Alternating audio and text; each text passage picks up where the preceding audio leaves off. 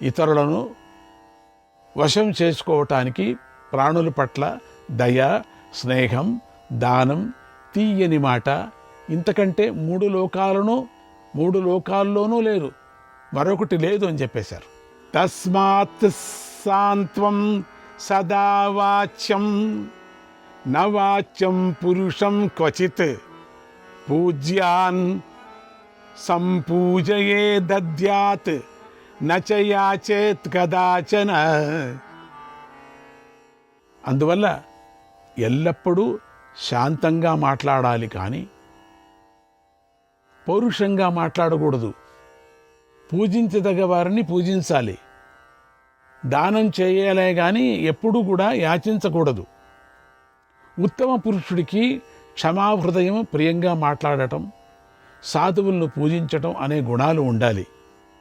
దేహి అని చేయి చాచకూడదు, దానం చేసే గుణం ఉండాలి అని యయాతి ఇంద్రుడికి చెప్పాడు.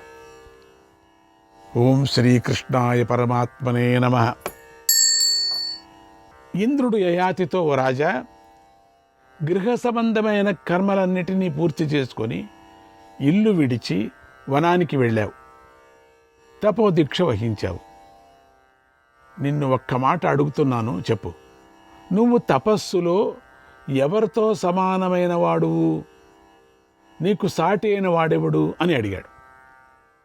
తపస్సుతో సమానమైన వాడెవడు? అంతగా చేశాడు యయాతి. అప్పుడు యయాతి చెప్తున్నాడు, ఇంద్ర, దేవతలు, మనుష్యులు, గంధర్వులు, మహర్షులలో ఎవరూ కూడా నాతో సమానులు కారు. నా సరిజోడిని నేను చూడలేదు అని గర్వంగా అన్నాడు. అక్కడ వచ్చింది తాపత్రయం, ఇక్కడ పట్టుకున్నాడు. ఈ మాటకు ఎంతగా నీతులు చెప్పినవాడు ఇక్కడ చూడండి, పప్పులో కాలు పెట్టాడు. బాగా కాలుతో ఉండే పప్పు ఉంటుంది, దాంట్లో ఎవరైనా కాలు పెడతారా? అసలు చెయ్యే పెట్టుకుని కాలు ఎవరు పెడతారు? కాలు పెడితే బయటకు వస్తాడు. పెద్ద హండాలో 2 కాళ్ళు పెడితే వాడి గతి ఏమిటి? ఎవరు లేరు అక్కడ. వాడి కథ ఏమిటి? వాడు బయటకు వచ్చేది ఎట్లా? ఇంద్రుడు ఆ గర్వాన్ని గమనించాడు. అంతే, ఇంద్రుడు కావలసినదే. దేంట్లో కనిపెట్టడానికి కాలేదు ఇంద్రుడికి. చాలాసేపు కాదు, చాలా ఏండ్లు చెప్పచ్చు ఇద్దరు మాట్లాడారు. మనకు అట్లా అనిపిస్తుంది అంతే. చాలా రోజులైంది మాట్లాడి దేంట్లో కూడా దొరకటం లేదు. యయాతి అంత జోరుగా ఉన్నాడు. అప్పుడు ఇక్కడ ఇరుకులు పెట్టాడు. వాళ్ళకి కావాల్సింది అదే కదా. ఇంద్రుడు మంచి లాయర్ కదా, అందుకని ఎట్లా ఇరికిచ్చాడు చూడండి. ఇంద్రుడు ఆ గర్వాన్ని గమనించాడు. అంతే, ఓ రాజా, తప్పు చేశావు. నీకు ఈ గర్వం ఉండకూడదు. ఎందుకంటే నీతో సమానమైన వాళ్లను, ఎక్కువ వాళ్లను, తక్కువ వాళ్ళ యొక్క ప్రభావాన్ని నువ్వు తెలుసుకోవాలి. నువ్వు అలా తెలుసుకోకుండా అందరూ నీకంటే తక్కువ వాళ్ళని అవమానించావు. కనుక నీకు పుణ్యలోకాల్లో ఉండే సమయం పూర్తి అయిపోయింది.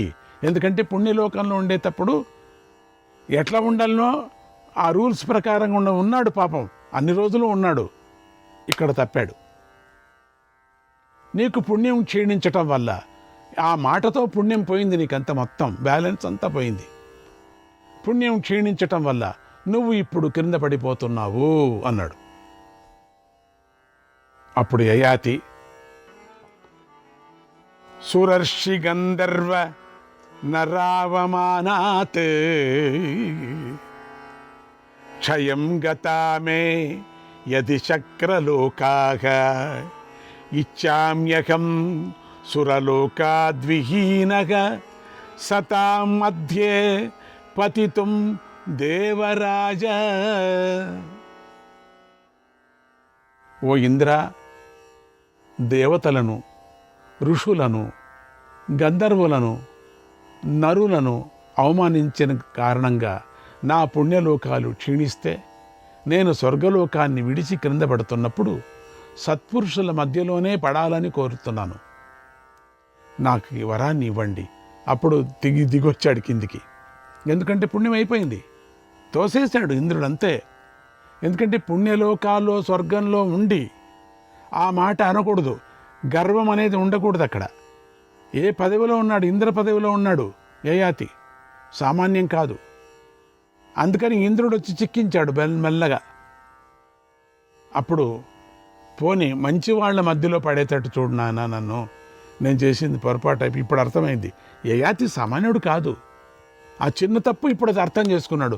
గర్వం నాలో వచ్చేసింది, ఎందుకంటే అన్ని రోజులు ఇంద్రుడిగా ఉన్నాడు కదా, గర్వం వచ్చేసి ఇంకా నాకేమిటి అనుకున్నాడు. అసలైన ఇంద్రుడు ఎవరో అని తెలియకపోయింది. ఎప్పటికైనా కింద పడాల్సిందే. కింద పడేటప్పుడు అంటున్నాడు, ఇంద్ర మహానుభావ, నాకు ఒక మంచి వరం ఇవ్వయ్యా, మంచి జనం మధ్యలో పడేటట్టు చూడయ్యా, ఎక్కడో దుర్మార్గుల మధ్యలో పడేటట్టు చేయొద్దు నన్ను అని అన్నాడు. ఇంద్రుడు, అలాగే నువ్వు సత్పురుషుల మధ్యలో పడతావు, శ్రేష్ఠుడివి అవుతావు. మంచివాడే, కానీ అహంకారం చేరుకుంది. పుణ్యం సంపాదించుకొని తిరిగి స్వర్గాన్ని పొందుతావు. ఇప్పుడు నీకు కలిగిన ఈ జ్ఞానాన్ని గుర్తుంచుకో. ఇకపై ఎప్పుడూ కూడా నీతో సమానమైన వాళ్లను, గొప్పవాళ్లను, తక్కువ వాళ్లను అవమానించకు అన్నాడు. నీతో సమానమైన వాళ్ళు కానీ, ఎక్కువ అయిన వాళ్ళని కానీ, తక్కువ అయిన వాళ్ళని కానీ అవమానించకు. జాగ్రత్త, అవమానించావే అదే పాపము. చాలామంది అవమానిస్తూ ఉంటారు. నాకన్నా తక్కువవాడు అని అవమానించేవాళ్ళు ఉన్నారు. నాకన్నా ఒక డిగ్రీ, ఒక క్లాస్ తక్కువ అండి, అంతే. నా స్నేహితుడే నిజమే, కానీ నాకన్నా కొంచెం జూనియర్ అండి అనేవాళ్ళు ఉన్నారు. ఇంక కొంతమంది నాకన్నా సీనియరే కానీ నా అలాగా లేడు, ఇట్లా అనేవాళ్ళు కూడా ఉన్నారు. ఇంత కొంతమంది నాతో సమానమే కానీ నా అలాగా లేడు అనేవాళ్ళు కూడా ఉన్నారు. ఈ మూడు తప్పే. నాతో సమానమే, మేమిద్దరూ ఒకటే చోట చదువుకున్నాం, ఒకే ఉద్యోగం సంపాదన చేసుకున్నాం, ఏదో ఒక చిన్న మాట అహంకారం పెడతారండి మన జీవితంలో. మీరు తెలుసుకోవచ్చు, మీ ఇళ్లలో జరుగుతూ ఉన్నది. ఇప్పుడు జతలో చదివే వాళ్ళను అవమానం చేస్తారు, నీకన్నా ముందు చదివిన వాడిని అవమానం చేస్తారు, నీకన్నా తక్కువగా ఉండేవాడిని అవమానం చేస్తారు. ఇది ఎవరికి కొవ్వు అహంకారం ఉంటుందండి. వాళ్లకు కళ్ళంతా పైనే ఉంటాయి, ఇక్కడ ఉండవు కళ్ళు, ఇట్లా తేలుతూ ఉంటారు వాళ్ళు. ప్రపంచమే మేము ఆడిస్తున్నామనే అహంకారంగా ఉండేటువంటి వాళ్ళు నోటి నుంచి వచ్చే మాటలు ఇంకొకరిని అవమానం చేయటమే వాళ్ళకి సరదా. ఇక్కడ నువ్వు సరదాగా అందరినీ అవమానం చేశావు. తర్వాత యయాతి దేవలోకం నుండి క్రింద పడుతుండగా ధర్మాత్ముడైనటువంటి అష్టకుడు అనేటువంటి రాజర్షి చూసి ఇలా అన్నాడు. కింద పడుతున్నాడు తల్లకిందులుగా. ఓ మహాత్మా, నువ్వు ఇంద్రుడితో సమానమైన రూపం గల యువకుడిలాగా ఉన్నావు. నువ్వెవరు? ఇంద్రుడే పడుతున్నాడు అనుకున్నాడు. నీ తేజస్సుతో అగ్నిలాగా ప్రకాశిస్తున్నావు, సూర్యుడిలాగా వెలిగిపోతున్నావు. ఆకాశం నుండి ఎందుకు క్రింద పడుతున్నావు నువ్వు? నిన్ను చూసి మేము మోహంలో పడ్డాం. నిన్ను చూస్తుంటే దేవతల వంటి శక్తి ప్రభావం నీకున్నాయని తెలుస్తూ ఉంది. ఒక దేవతవే నువ్వు. అందువల్ల నిన్ను ప్రశ్నించటానికి కానీ, మమ్మల్ని పరిచయం చేసుకోవటానికి కానీ సాహసించలేకపోతున్నాం మేమంతా కూడా. నువ్వు ఎందుకు క్రింద పడుతున్నావో చెప్పు. ఎందుకు ఇక్కడికి వచ్చావు? ఏ కారణంగా వచ్చావు నువ్వు? నీ భయం తొలగుగాక. నువ్వు సత్పురుషుల మధ్యలో ఉన్నావు. విషాద మోహాలను విడిచిపెట్టు. సాధు సంగత్యంలో ఉన్న నిన్ను ఇప్పుడు ఇంద్రుడు కూడా ఏమీ చేయలేడు. వీళ్ళంతా సాధు సంఘంలో కూర్చొని సత్సంగాన్ని అనుకుంటూ పరమాత్ముడి యొక్క ఒక కీర్తనలు పాడుతున్నారు. అద్భుతమైనటువంటి శ్రీహరి కీర్తన పాడుతున్నారు. మనం కూడా సమయం ఉంటే పాడుకుందాం నిదానంగా. ఆ సత్సంగ మధ్యలో పడ్డాడు అన్నమాట యయాతి. అందుకనే అతనికి వరం కూడా దొరికేది చూడండి. నీవు భయానంతా వదిలేసేయను. అందుకని సంతక ప్రతిష్టాకి సుఖచ్యుతానాం సతాం సదైవామర రాజకల్ప తే సంగతాగస్తావర జంగమేశాగ ప్రతిష్ఠితస్త్వం సదృశేషు సత్సు. ఇంద్రుడితో సమానమైన వాడా, సుఖం నుండి కింద పడిన సత్పురుషులే ఆశ్రయం. స్థావర జంగమాలను శాసించగల సత్పురుషులంతా ఇక్కడ ఉన్నాం, మేమందరూ ఉన్నాం ఇక్కడ. ఇప్పుడు నువ్వు నీతో సమానమైన వారితో కలిసి ఉన్నావు. నువ్వు ఇప్పుడు మేమంతా నీకు సమానమైన వాళ్ళు. ప్రభురగ్ని ప్రతపనే భూమిరావపనే ప్రభు సూర్య ప్రకాశిత్వే సతాం చాభ్యాగత ప్రభు. కాల్చటంలో అగ్ని సమర్థవంతమైనది, బీజాలను సంగ్రహించి మొలకెత్తించటంలో భూమి సమర్థవంతమైనది. అంతటినీ ప్రకాశింపచేయటానికి సూర్యుడు సమర్థుడై ఉన్నాడు. అదేవిధంగా అతిథి సత్పురుషులను శాసించటానికి సమర్థుడై ఉన్నాడు అన్నాడు అష్టకుడు. అంతమంది ఉన్నారు అక్కడ. అతిథివైన నువ్వు మాకందరికీ ప్రభువు అన్నాడు అష్టకుడు. అందరికన్నా పెద్దవాడి నువ్వు ప్రభువు. ఈ అధ్యాయంలో సత్పురుషుల సాంగత్యం చేయటం వలన లభించేటువంటి ఫలం చెప్పబడింది. అతిథి పూజ ఫలం కూడా చెప్పబడింది. ఇక్కడ అతిథి వచ్చాడంటే ప్రభువు అన్నారు అతిథిని. మనం అంటాం కదా, మాతృదేవో భవ, పితృదేవో భవ, అతిథి దేవో భవ అంటాం కదా మనం. అందుకని ఇక్కడ వచ్చినటువంటి అతిథిని దేవుడు రూపంలో వస్తుంటాడు అతిథి. అందుకని అతిథి అంటే అటువంటి వ్రతం కలిగినటువంటి మహాపురుషులు మన ఇంటికి వచ్చినప్పుడు ఆయన దేవతలు అంతే. ఇక దేవుడే అతిథిగా వచ్చినప్పుడు ఎట్లా ఉంటుంది? ఇక్కడ ఇంద్రుడే అతిథిగా వచ్చినాడు. ఓం శ్రీకృష్ణాయ పరమాత్మనే నమః. యయాతి అష్టకుడితో, ఓ మహాత్మా, నేను నహుష పుత్రుడిని, పూరుడి తండ్రిని. కొంతమంది పేర్లు చెప్పుకునేటప్పుడు తండ్రి చాలా పెద్దవాడైతే తండ్రి పేరు చెప్పుకొని ఆయన కొడుకుని అంటారు. పరిచయం లేకపోతే, తన తండ్రిని పేరు లేకపోతే, తన పేరు సరిగా లేకపోతే, అంటే పలుకుబడి లేకపోతే, ఒకవేళ కొడుకుది పలుకుబడి ఉంటే ఆ కొడుకు పేరు చెప్పుకొని వాడి తండ్రిని అంటారు. ఇది మామూలు ప్రపంచంలో జరిగేది. అట్లా పరిచయం చేసుకుంటారు. ఇక్కడ యయాతి పరిచయం చేశాడు చూడండి, నహుషుడి పుత్రుడిని నేను నహుష పుత్రుడిని అంటే పూరుడి తండ్రిని అని అన్నాడు. 2 అడ్రస్సులు.